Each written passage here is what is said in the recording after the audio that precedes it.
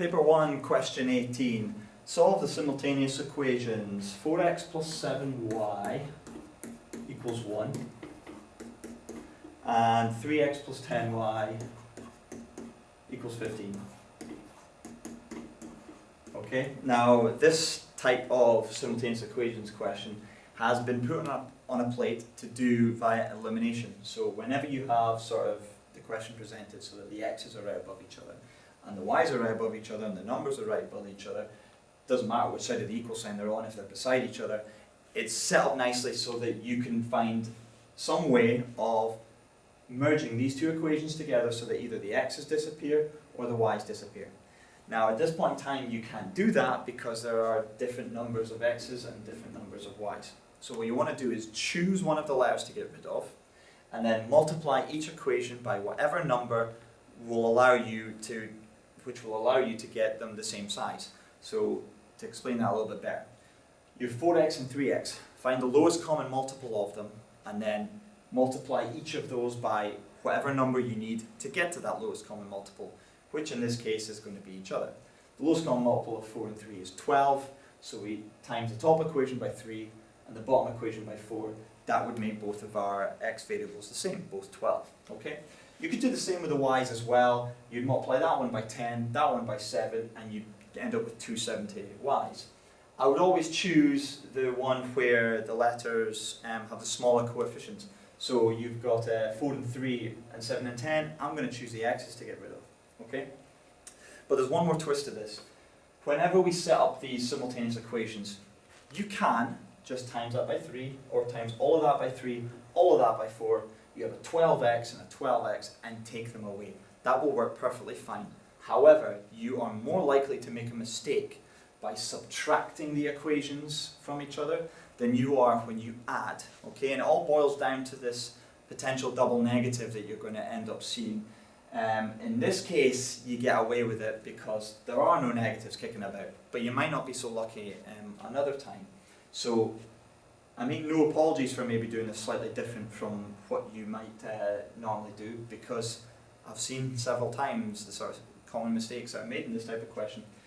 When you want to try to change two variables so that they're the same number, always make sure you multiply one of them by a negative, so you'll get the opposites of each other. So in this case, instead of multiplying that all by 3 and that all by 4, I choose one of them to multiply by a negative number. I'll choose the top one. Okay? So I'm going to multiply everything on the top by minus 3. You have to make sure that you multiply every single term, the whole thing, by minus 3. That's going to give me minus 12x, minus 21y, and minus 3. So the exact opposite of what I would have done if I just times by 3. And you could do that. Just multiply everything by 3 and then turn the pluses to minuses, the minuses to pluses. Now I'm going to multiply everything here by 4. So our 3x turns into 12x, our 10y turns into 40y, and our 15 turns into 60. Now what will happen here is if you have your opposite x terms, one is a positive, one is a negative, and they're the same number, when you add them together they'll disappear. Okay? So you're going to end up with nothing there. Here we have minus 21y and we're adding 40y. Or you could look at it as in we have 40y and we're adding minus 21y, which is the same as taking away. The difference between them you end up with is 19y. Minus 21 plus 40 gives you 19y. And on this side, minus 3 plus 60, or 60 plus minus 3, gives me 57. From there we just try and solve for that one variable. So in this case y, 19y, so we need to divide by 19. Divide 57 by 19. Y is 3.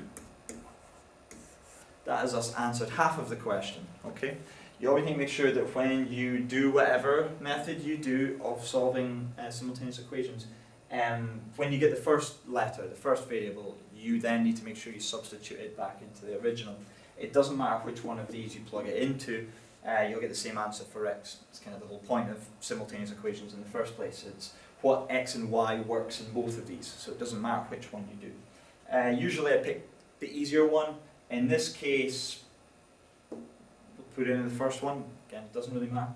I have 4x, and I have plus 7. Instead of y we have 3, and that equals 1. So I have 4x plus 21, 7 times 3, 21 equals 1. Take away 21 from both sides to get rid of the plus 21. I'm going to be left with 4x equals minus 20. Divide both sides by 4 to get rid of that times 4. X is negative 5. Okay. Now you can leave your answer like that. Most of the time, if x's and y's are involved, it could be to do with a point on a graph. So there's no harm in actually expressing that as minus 5 comma 3.